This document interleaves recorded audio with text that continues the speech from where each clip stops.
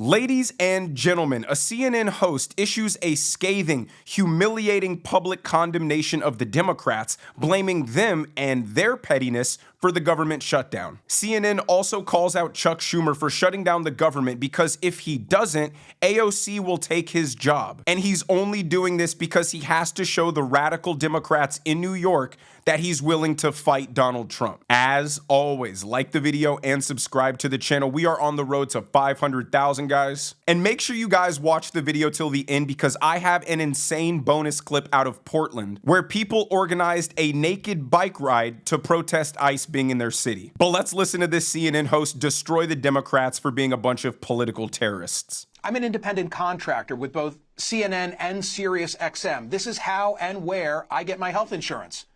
And there's nothing Mamdani about it. But while, like the Democrats, I'm protective of the ACA, their efforts to shut down the government violate my time and place rule. Because Republicans have advanced a clean continuing resolution. This is not the time and place to litigate health insurance policy. The objective should be to fund the obligations already made by the Congress.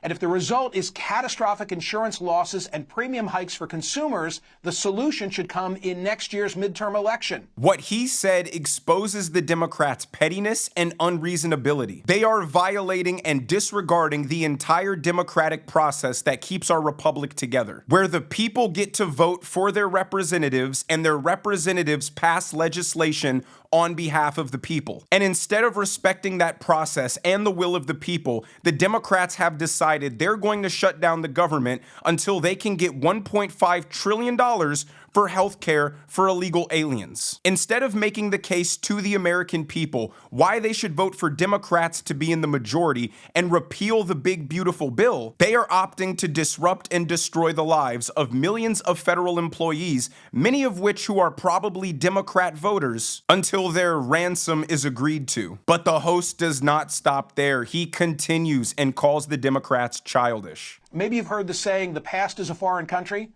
Our political past is more like a different planet. As I've often noted, as recently as the Reagan 80s, according to the National Journal, 60% of the House and Senate comprised of moderates. Back then, Reagan and Democratic House Speaker Tip O'Neill regularly clashed, but when it came down to it, these adversaries managed to make deals. Politics is the art of the possible, but today there are very few adults left in the room.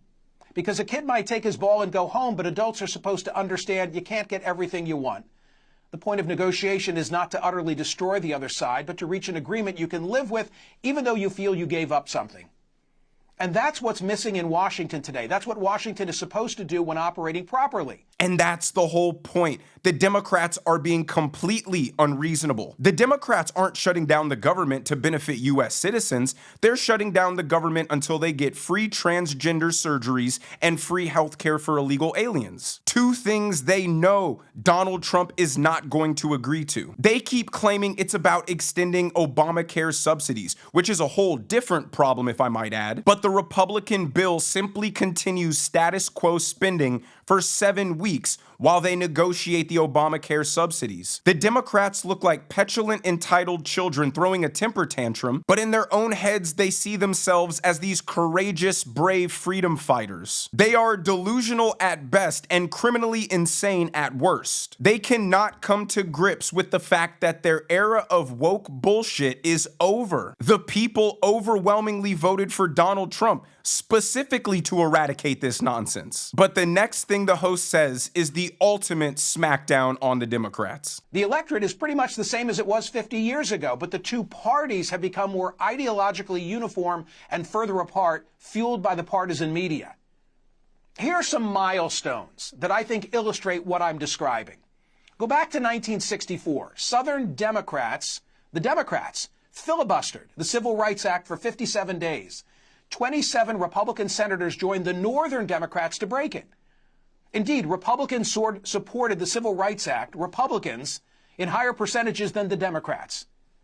There was more bipartisanship for the Civil Rights Act than there is to keep the government open for 7 weeks. And one thing that he said that I found really interesting, and maybe you guys already knew this, was that the Republican Party voted for the Civil Rights Act at a higher rate than Democrats. I was always under the impression it was the Democrats that gave us the Civil Rights Act, and the Republicans were against it, and that's how you got the talking point that Republicans were mean and racist and Democrats were the friends of black people. But that wasn't the case at all. Let me read you a little piece of what I found out while researching this. Lyndon Johnson, who wanted the bill passed as soon as possible, ensured that it would be quickly considered by the Senate. Normally, the bill would have been referred to the Senate Judiciary Committee, which was chaired by James O. Eastland, a Democrat from Mississippi, whose firm opposition made it seem impossible that the bill would have reached the Senate floor. Senate Majority Leader Mike Mansfield took a novel approach to prevent the Judiciary Committee from keeping the bill in limbo, initially waiving a second reading immediately after the first reading, which would have sent it to the Judiciary Committee. He took the unprecedented step of giving the bill a second reading on February 26, 1964, thereby bypassing the Judiciary Committee and sending it to the Senate floor for immediate debate. And now let's take a look at how this bill was voted on by party. 46 Democrats said yay, 21 said nay. 27 Republicans out of 33 voted yay. Now, to break the filibuster back then, you needed 67 votes. Today it's 60. And the Democrat Party had 67 votes themselves. But a third of Democrats voted against it, while 82% of Republicans voted for it. That literally solidifies the fact that the Democrat Party has always hated black people. But let's hear Jake Tapper put the pressure on Chuck Schumer directly and ask him why he's shutting down the government now when he kept it open just a couple of months ago. So obviously we were here 6 months ago and you voted to keep the government open back then, and you seem to be against at the time of using a shutdown as a tactical move. I want to play some of what you said in March of this year, the last time the issue was up for debate, and then get your reaction. Sure. I have said many times there are no winners in a government shutdown.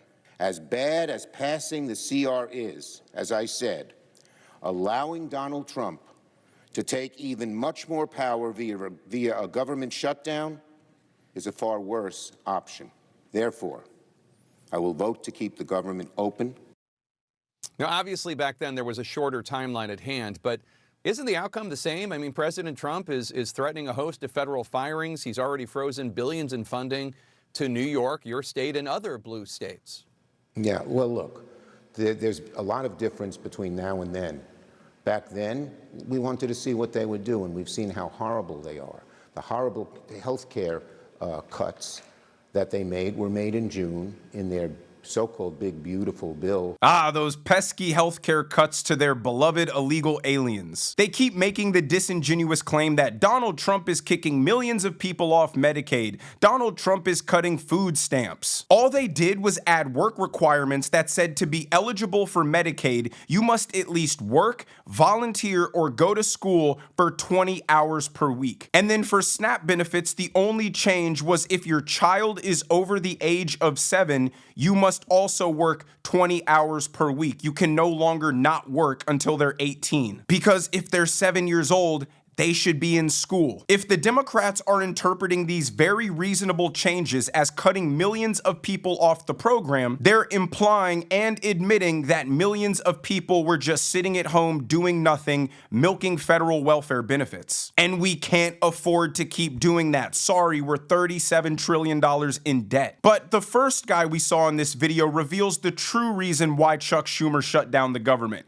Because he's afraid AOC is going to take his job. For Democrats, this was all political, and we've heard the argument before that this is because Chuck Schumer is afraid of getting primaried. I wonder, after the criticism that he specifically received for extending funding back in March, does this come down for Democrats to showing their base that they're willing to put up a fight? Yes, it does. And look, you got to get into the weeds to really unravel what this is all about. And I think that the risk that the Republicans face is one of the public certainly know that a Republican is in the White House and Republicans control the House and the Senate. And therefore, I think there's going to be this temptation to say, well, they can't work it out. It's their fault. They're in charge. not taking into consideration that this is a 60-vote issue, and consequently Republicans alone can't get it done. The side that's demanding something normally suffers. That would be the Democrats in this case. That is simply how our American system works, and people are only willing to accept it and participate in it if what the winners voted for will actually be enacted and the people who lost know that they can try again in 2 years. If you lose and then you're willing to shut down the government until you get what you want anyway, that is tyranny. That is spitting on the very democratic process that the Democrats claim that they're fighting to preserve. Chuck Schumer is literally keeping the government shut down to try and protect his job. To do that, you have to be selfish and power hungry and deeply narcissistic. But instead of opening up the government so millions of federal workers don't go without pay, he's decided to pander to the radical Zohran Mamdani and AOC-loving leftists in New York. And speaking of these radical left lunatics, here's the bonus clip I promised you out of Portland. A naked bike ride through the city to protest ICE being in Portland. Don't worry, none of this is graphic, but it is hilarious. Organizers of Portland's World Naked Bike Ride posted this on Instagram.